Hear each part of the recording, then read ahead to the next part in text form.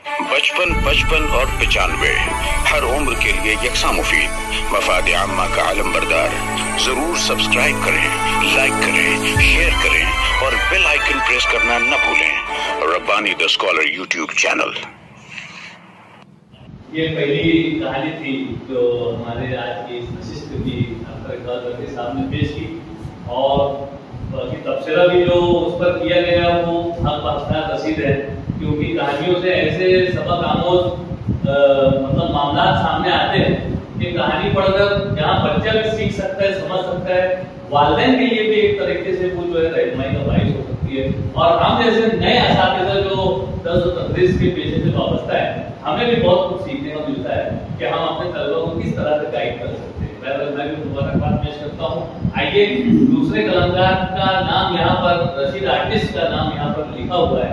मैं चाहूंगा कि आप वहीं से खड़े होकर जो है अपनी तकलीफ पेश करें और थोड़ा सा आवाज जो मेरे जैसी रखें, ताकि वो आखिरी तक आवाज जाए।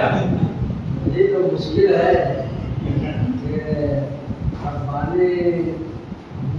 जुबान को लाउड स्पीकर की जरूरत नहीं। लाउड स्पीकर जो है खुद वो बता दे, खुद लाउड स्पीकर आवाज अगर नहीं जाएगी तो कह देना नहीं यार,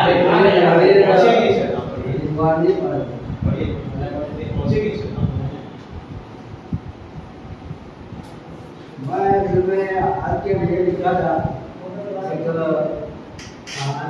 कहानी क्या एक वाक्य लिखा था, जो वाक्य ने हकीकत वाक्य सच्चाई के ऊपर, मगर वो अमीर हो गया था, इसलिए मैं ये नशिस्त में बहुत मुख्तसरी सुनाया था। और ये अधिक बुरी एक तहरीर है, इधर उधर कैमस पे इधर मार दिए हैं। भगवान है धुन। सूरज अपनी किरणों को समेट रहा था, फलक पर ऐसे बेरंगीन बादलों में मैं लुत्फ अंदोज हो रहा था।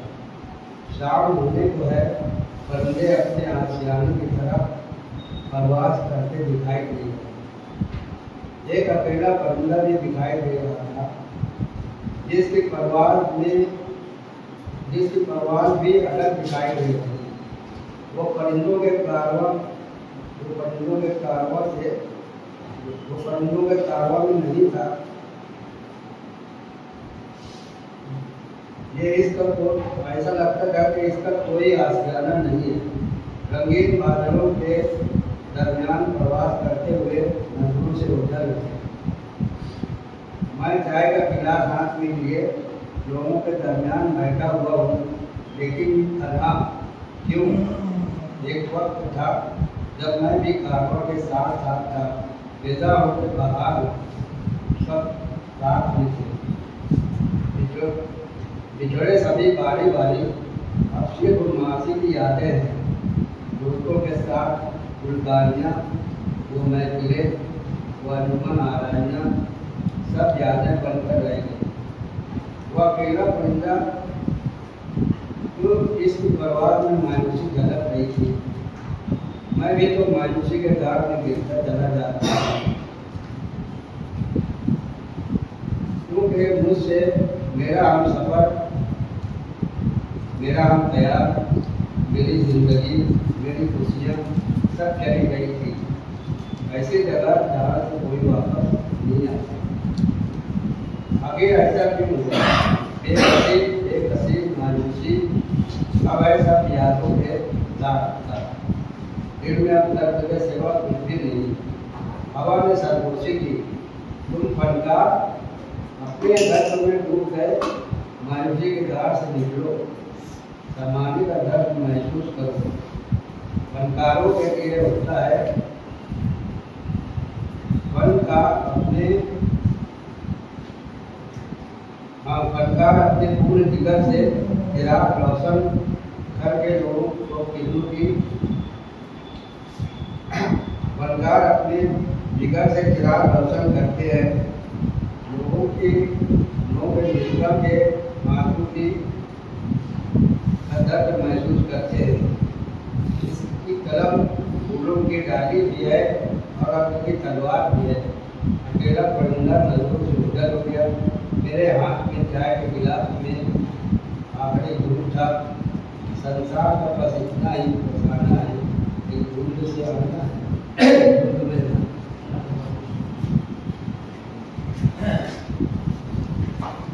मोहतरम अब्दुल रशीद आठी साहब ने अपने कलम की जवानी जहाँ पर बिखरी उस पर जो साहबान में तबसरा करना चाहे हम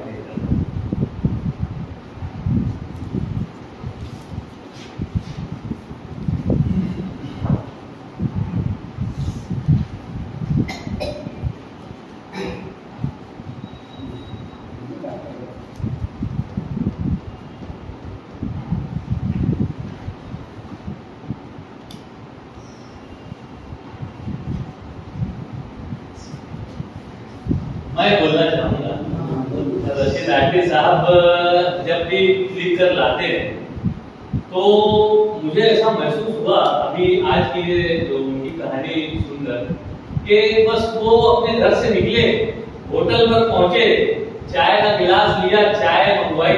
चाय के वो शौकीन है क्यों, जब भी उनसे मुलाकात करते तो मुझे चाय के लिए वो वापस आने देते थे। कितनी भी तबीयत खराब रहते तो बराबर चाय पिला करके, चाय पीते पीते सामने आसमान पर उनकी नजर गई और वो चाय का गिलास वही छोड़ दिया उन्होंने और पूरी कहानी उनके जहन में आ गई। क्यों परिंदा अलग क्यों उड़ रहा है और उसकी चाल क्यों ये कारवां से बिगड़ा हुआ है, और वो सारे अल्फाज जो है वो इस तरह से वो रोते गए और एक कहानी बन गई।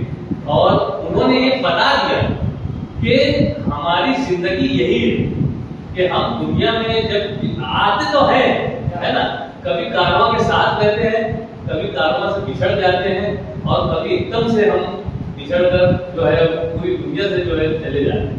और यही जिंदगी का फसाना है कि हमें आना है और जाना है। ये सारी चीजें वो पेश कर, मुझे अफसाना समझता नहीं है मुझे अफसाना समझता नहीं है, क्योंकि वो आपने जब बोले ना कि वो गिलास चाय का मैं रखा है वो, मुझे लगा कि हाँ ये ना चाय पीते पीते ये इतनी कहानी बता है। मुझे अफसाना समझता नहीं। मैं दोबारा बात करता हूँ, आप जब भी चाय पीने जाए तो आसमान हो, जमीन हो, आए दाएं बाएं देखते रहे और कहानियां बनाते रहे और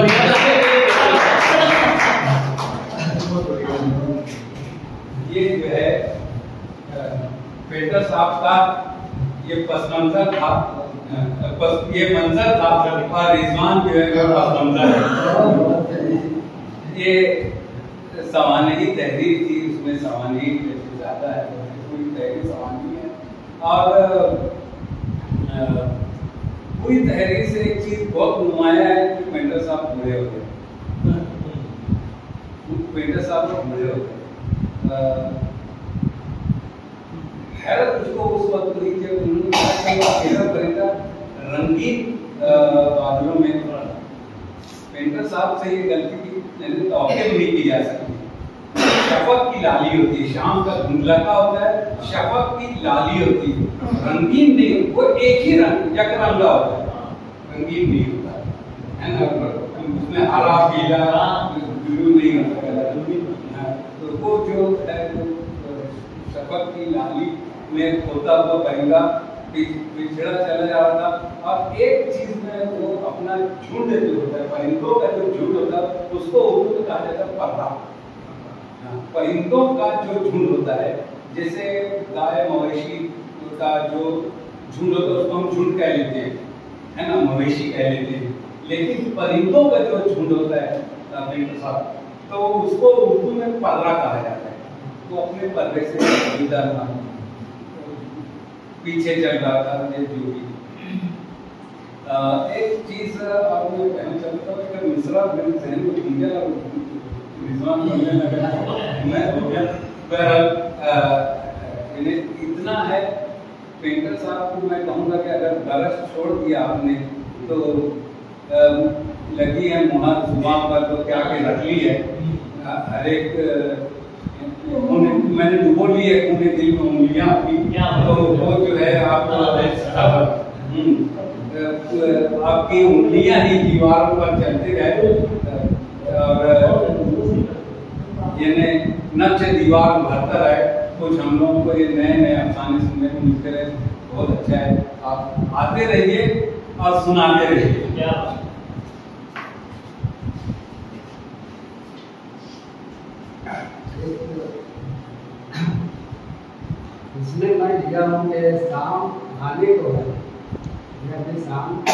बाकी वाकई में जब वो सूरज गुरूब होने से कुछ पहले अपने जब बादलों को देखो तो उसमें सब कलर, इसमें ऑरेंज भी है, ब्लू भी है, इंजन है, भाव है, हर किस्म के कलर उसमें दिखाते हैं। फिर धीरे धीरे जैसे ही सूरज नीचे होने लगता है तो बाकी घर होता है तो सिर्फ ऑरेंज होता चलेगा और फिर आखिर में तो ऑरेंज और सिर्फ होतेगा सीएम। ऐसे नॉलेज मिलती है। वाह, एक उधर बंद करो, तेरा अगले कलम का 55 और 95 हर उम्र के लिए यकसा मुफीद।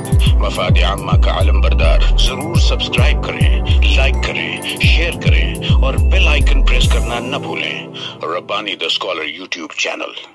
Rabbani the scholar YouTube channel इल्मी, अदबी, दीनी, मिल्ली, समाजी, सकाफती, तहजीबी, फलाही, तिब्बी, फन्नी, माशी, तिजारती, माशरती, इंतजामी, इनकलाबी, तहरीकी, तहकीकी, तकनीकी, तफ्तीशी, तामीरी, तालीमी व मालूमाती यूट्यूब चैनल जरूर सब्सक्राइब करें, लाइक करें, शेयर करें और बेल आइकन प्रेस करें। Rabbani the scholar YouTube channel.